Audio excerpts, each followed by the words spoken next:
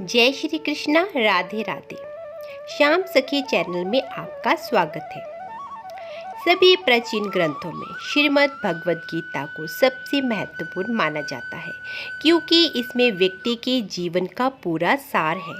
भगवद गीता पूर्णतः अर्जुन और उनके सारथी श्री कृष्ण के बीच में हुए संवाद पर आधारित एक पुस्तक है।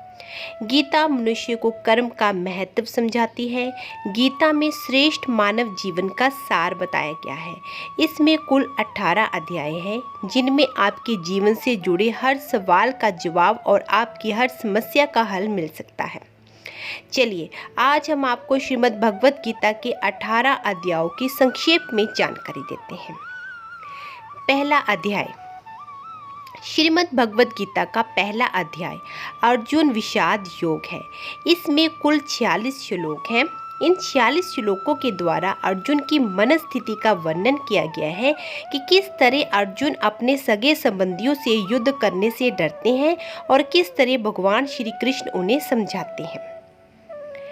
द्वितीय अध्याय। श्रीमद् भगवद गीता के द्वितीय अध्याय में सांख्य योग में कुल 72 श्लोक हैं, जिसमें श्री कृष्ण कर्म योग, ज्ञान योग, सांख्य योग, बुद्धि योग और आत्मा का ज्ञान देते हैं। ये अध्याय वास्तव में पूरी गीता का सारांश है। इसे बेहद महत्वपूर्ण भाग माना जाता है। तृतीय अध्याय। भगवद गीता का तृतीय अध्याय कर्म योग है। इसमें कुल 43 श्लोक हैं।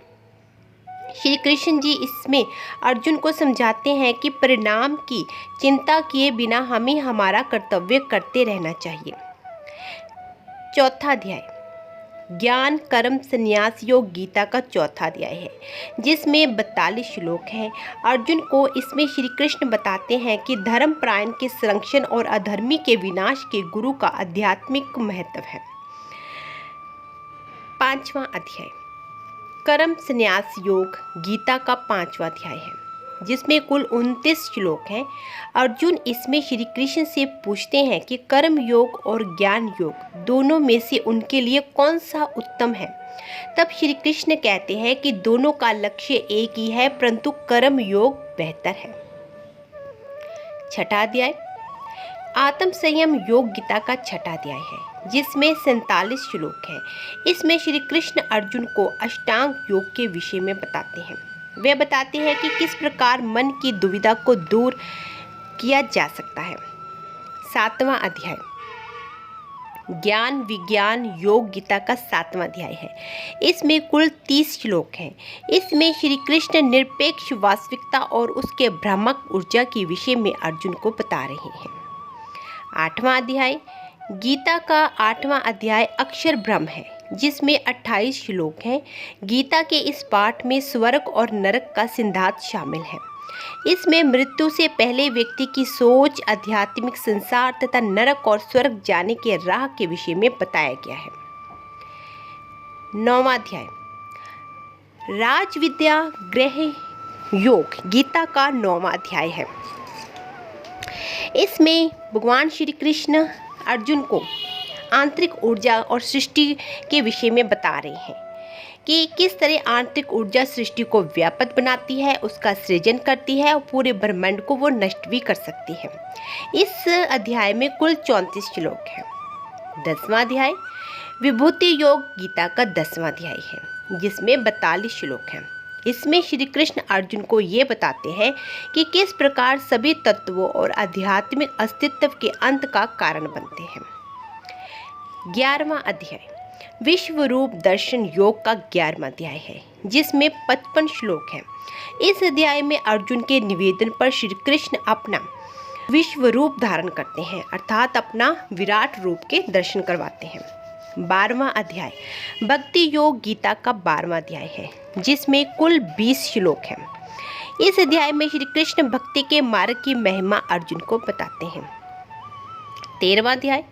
क्षेत्र क्षेत्रज्ञ विभाग योग गीता का 13वां अध्याय है। इसमें 35 श्लोक हैं। इसमें श्री कृष्ण अर्जुन को क्षेत्र और क्षेत्रज्ञ के ज्ञान के विषय में तथा सत्य रज और तम गुणों द्वारा अच्छी योनि में जन्म लेने का उपाय बताते हैं। 14वां अध्याय। इस अध्याय में 27 श्लोक है। इसमें श्री कृष्ण सत्व, रज और तम गुणों का तथा मनुष्य की उत्तम, मध्यम, अन्य गतिविधियों का विस्तार पूर्वक वर्णन करते हैं। अंत में इन गुणों को पाने का उपाय और उसका फल बताया गया है। 15वां अध्याय गीता का 15वां अध्याय पुरुषोत्तम योग है। इसमें 20 श्लोक हैं।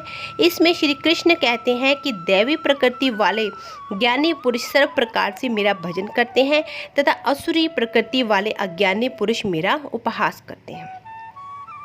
16वां अध्याय इस अध्याय में कुल 24 श्लोक है। इसमें श्री कृष्ण स्वाभाविक रीति से ही दैवी प्रकृति वाले ज्ञानी पुरुष तथा असुरी प्रकृति वाले अज्ञानी पुरुष के लक्षणों के विषय में बताते हैं। 17वां अध्याय इस अध्याय में 28 श्लोक है। इसमें श्री कृष्ण अर्जुन को ये बताते हैं कि जो शास्त्र विधि का ज्ञान न होने से तथा अन्य कारणों से शास्त्र विधि छोड़ने पर भी यज्ञ, पूजा आदि शुभ कर्म तो श्रद्धापूर्वक करते, उनकी स्थिति क्या होती है।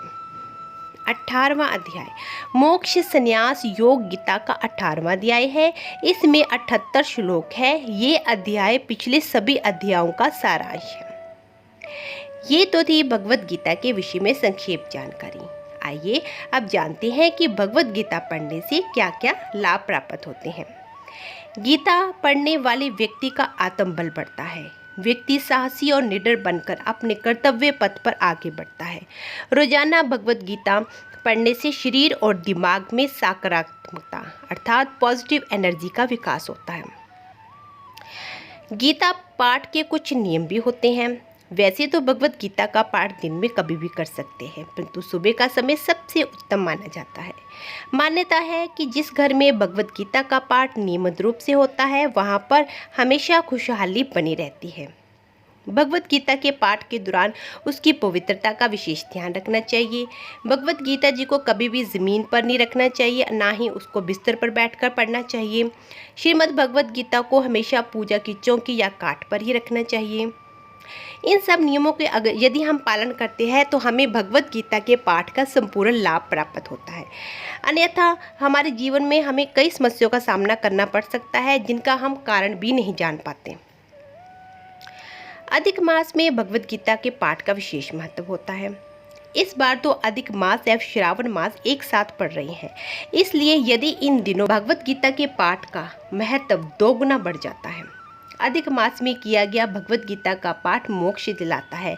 अधिक मास में श्रीमद् भगवत गीता के 15वें अध्याय पुरुषोत्तम योग का नियमित रूप से पाठ अवश्य करना चाहिए। माना जाता है कि ऐसा करने से कार्य क्षेत्र में उत्पन्न हो रही सभी प्रकार की परेशानियां दूर हो जाती हैं। वीडियो में दी गई जानकारी को ज़्यादा से ज़्यादा शेयर करें। यदि आप मेरे चैनल पर नए हैं तो प्लीज़ इसे सब्सक्राइब करें। मिलती हूँ आपसे अपनी एक नई वीडियो के साथ। तब तक के लिए हर हर महादेव।